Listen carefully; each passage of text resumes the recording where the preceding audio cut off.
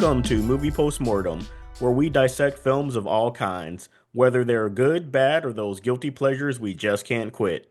I'm Reggie Hill, and I'm joined by my nephew Isaiah Brown.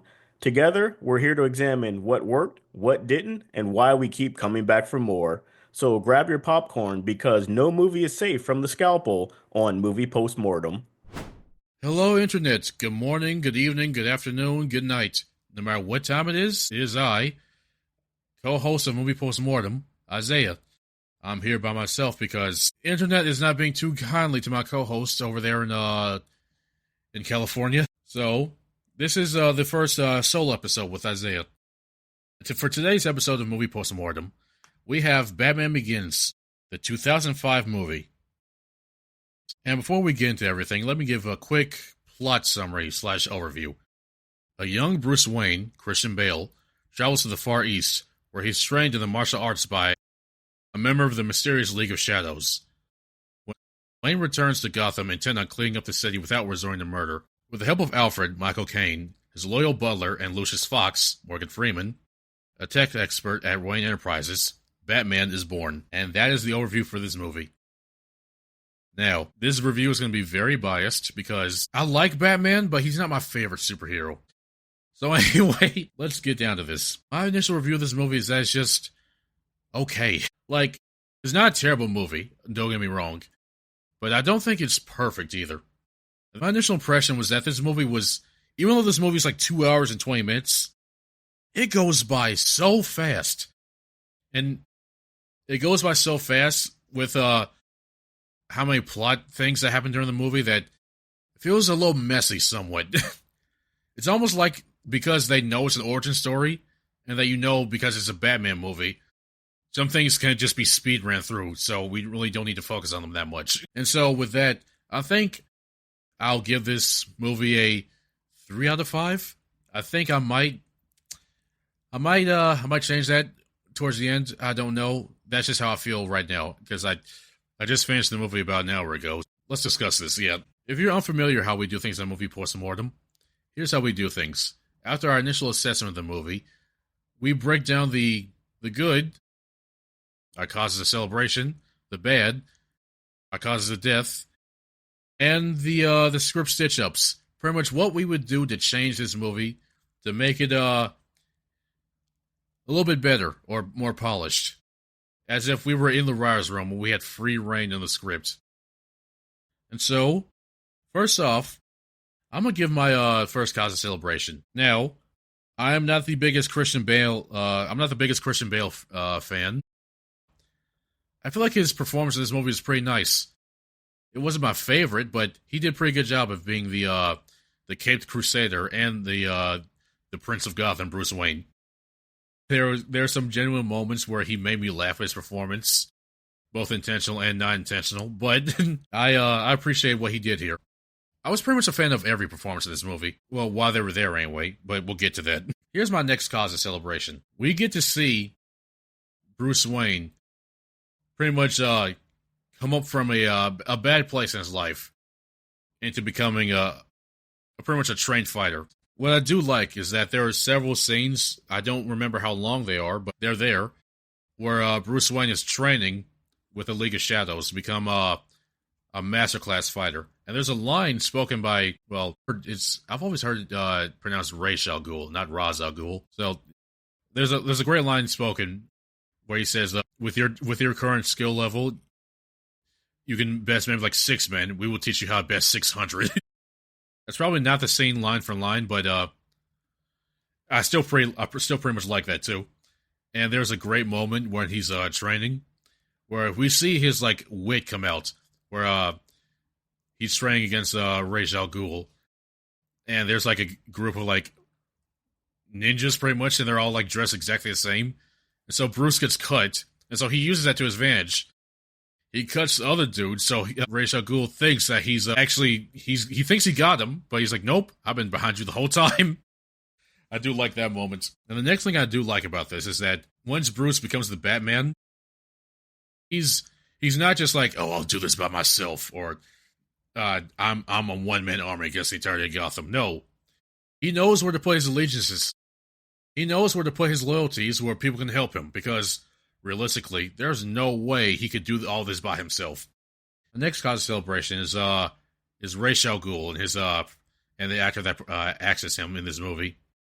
He does a good job of being like the wise like sage, but also being like a huge kind of be like a bad guy. Now, granted, I question his group's motives in this movie, but we'll get to that in a little bit. While I'm on this, I just want to give credit to the story writing in this movie, to where like pretty much the entire movie is just Bruce Wayne trying to come to terms with his parents' death and trying to pull himself out of the dark place that he's in. Because there are several moments where Bruce could have just like fallen through the ice and being like, just being just another two-bit gunman on the street. Just being another Joe Chill, pretty much. But because of the people that he surrounds himself with, he's able to pull himself out of that dark place. My next cause of celebration is that there are a whole lot of very good visuals in this movie. Well, they pretty much stayed on them, I guess. For example, Scarecrow's in this movie, and his fear toxin is used rather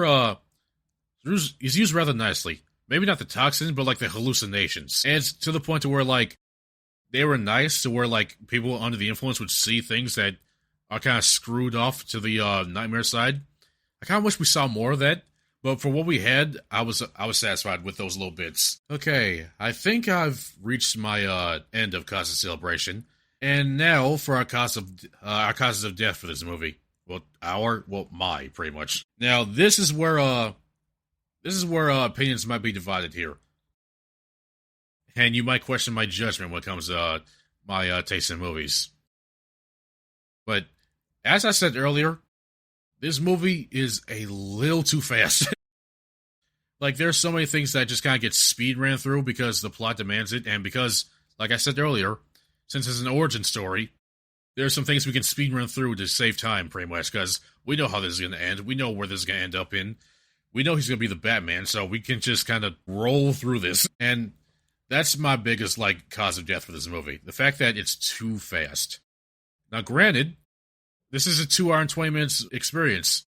So maybe this is just me having off judgment, but that's just how I feel nonetheless. For example, I wish I was keeping time while I was watching the movie, because things happen so fast.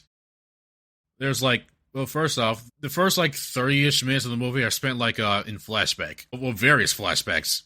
Flashbacks of Bruce in another country fighting against petty criminals. Then flashback to him as a child. Then flashback to that flashback of him being trained by the League. And then flashback to him when he was leaving to another country.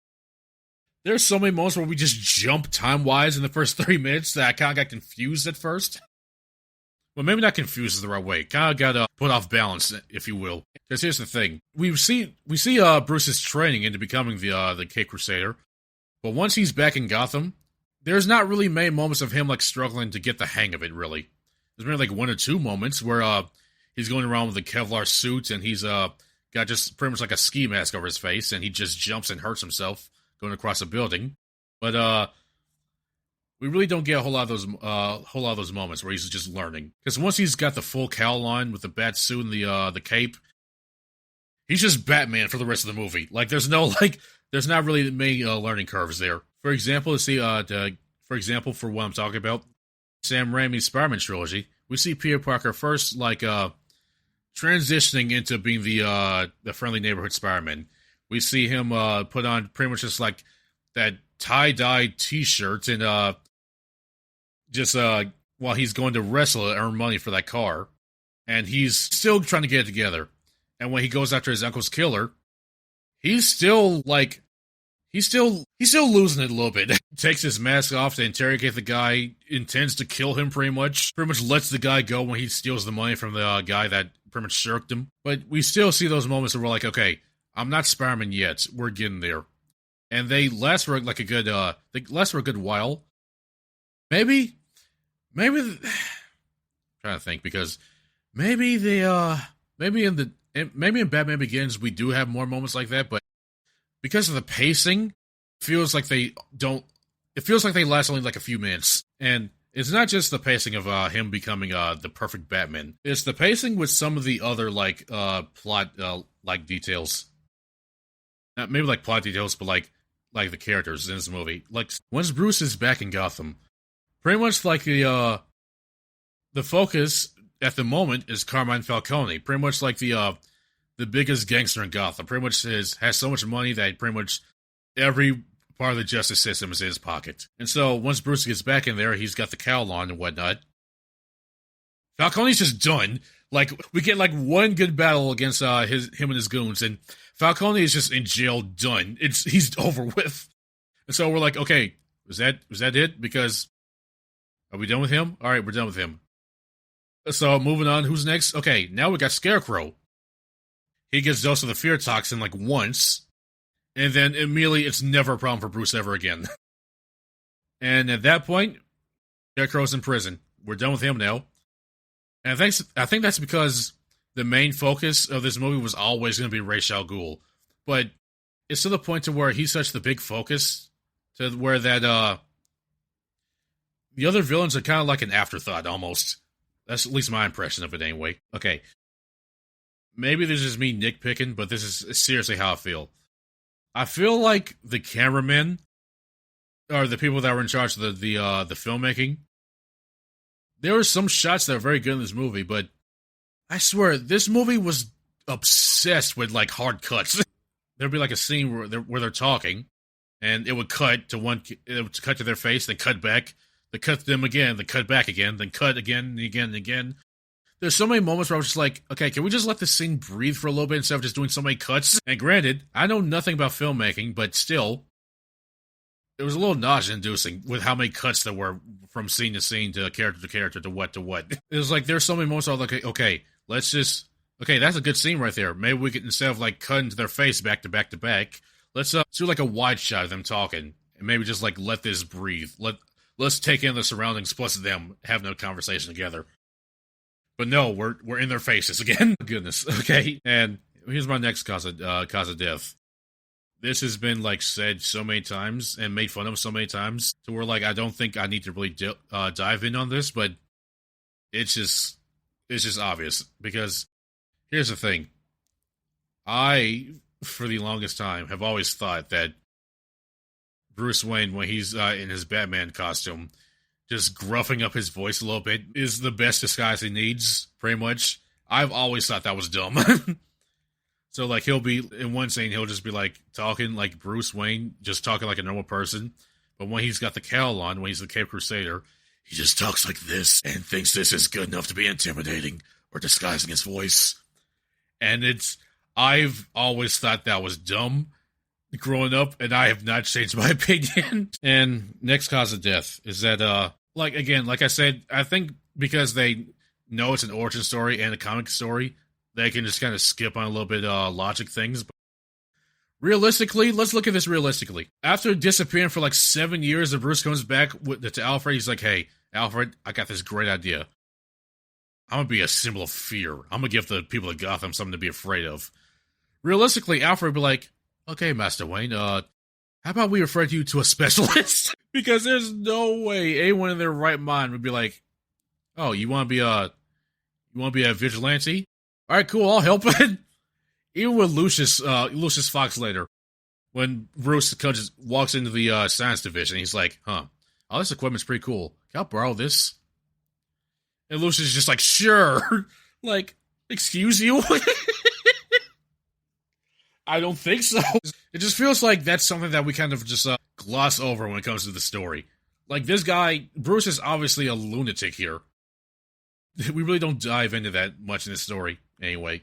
And I think this dives into my next cause of death here. This is completely personal, but I often give all the credit to characters and stories that are, because of my hard work, I'm stronger. I was weak before, but because I pushed myself, because I overcame my limits, because I looked inside and I changed who I saw in the mirror, that kind of stuff. I'm always a big fan of characters like that. And Batman, he kind of is that to an extent. But also, he's still a child of destiny. Like, this is still the Prince of Gotham. He's, like, rich still beyond imagination. And there's moments where he's like, okay, how much money do we still have, Alfred? Or how much money do I have left over because I left for so long? And there's, like, a moment of that. It's like, oh, but then it's immediately taken away. So, like, oh, You left me all your shares, so I can just give them back to you. And even at the end of the movie, Bruce is just casually a billionaire again. So it's just like. And also, Lucius just casually has all the equipment that Batman needs to be the Great Crusader. He just needs black spray paint. And also, Wayne Manor just happens to be built over a Batcave, so there's the ultimate hideout right there. They didn't even really need to work for it. And also, we don't even get moments of Bruce Wayne like building the Batcave together. Like, we get like a few moments where he's like down there in the tunnel and Alfred's there, and they're like, okay, this could work. Well, then later on in the movie, they've already got like a secret entrance in the Batcave. Just Bruce like presses a few keys on the piano, then a door opens, then he takes an elevator down. It's so fast, it's kind of skipped over. But yeah, to pretty much summarize all of that word vomit that I just did, Batman is both spoiled and hardworking in this story, and they don't really mesh well. I mean, granted, even with his like Kevlar suit and like pretty much like six-wheeled tank that he drives around, you do need some skill for all this. Like, you can't just be like Joe Schmo and just put on a suit and just scale walls and jump over buildings and whatnot and grapple away into the night sky. But still, it's just the fact that he just gets all this cool tech just because he's Bruce Wayne. See what I'm getting at here? Okay, I think I've done enough causes of celebration and death and whatever. Here is where if we had free reign to switch things around the script and change things to make them a little bit better, here's what we do. Well, here's what I do anyway. Slow the movie down a little bit. For example, I would have loved to see more scenes of Bruce while he's learning to be the Batman, while he's figuring out his limitations, figuring out his strengths, his weaknesses, learning how to use his tech pretty much efficiently. And next stitch up, Fear Toxin was kind of like, I don't want to say afterthought, but that's how it somewhat feels here. Like, we have little snippets of like people seeing cool things while they're under the influence, but the rest of them are kind of to me. Like, there's the scene where Gotham gets gassed, and people see like hallucinogens of people being monsters, but the best they got is their eyes kind of glowing a little bit, or them kind of looking somewhat dirty or somewhat, or kind of CGI'd up to be monsters a little bit. And it's only okay, in my opinion. So yeah, if we're going to do Fear Toxin, I say don't half do it. Go all the way. Because what people want to see with Fear Toxin is just absolutely like off the wall, crazy, like nightmare inducing, like horror. Something like kind of like how Smile does it in both movies, to where you just see terrible hallucinations. Things are off the wall. You don't know what's real. You don't know what's not real. But with here, it's kind of easy to determine what's real or not. I think the easiest way to fix all that is I feel like you could keep the same length of this movie, but maybe trim like the first hour-ish, pretty much. There are some scenes where like that are necessary. There's some scenes that we kind of don't need. There's some scenes that have been like cut shorter, pretty much. And I don't know how I would do this, but that's just how I feel, just off the top of my head. And so, that was Batman Begins. I don't know if I want to change my rating. I still feel like this is a 3 out of 5. Even with the problems I said it had, this is still a very solid movie. It's a solid origin story, even though I have my issues with it. It was a fun watch. I had actual fun watching this, which is pretty good. You know, I say the worst thing a movie can be is boring, and this was never boring. That's the biggest credit I can give to any movie. And so, this was my episode on Batman Begins. Don't forget to like, follow, and share with your friends. And as always, where are you? Here. Oh! We'll see you next time. Thanks for watching.